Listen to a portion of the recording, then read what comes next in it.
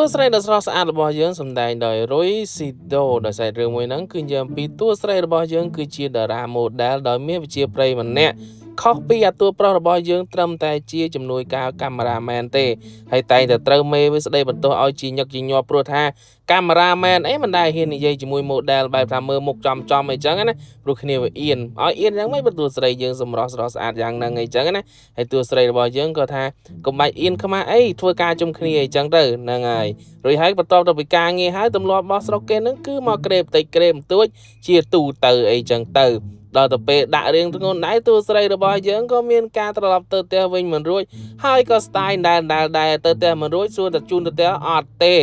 ជូនមកផ្ទះម្នាក់ហ្នឹងហើយដល់មកផ្ទះម្នាក់ចាំការទៀតមិនខ្ចាយនេះដល់ទៅពួកអាអ្នកហឹកស៊ីជុំគ្នាក៏ឆ្ងល់បាត់ទៅពីនោះទៅណាបាត់ទៅណាវាទៅខ្ចាយលើខ្ចាយនេះបែបថា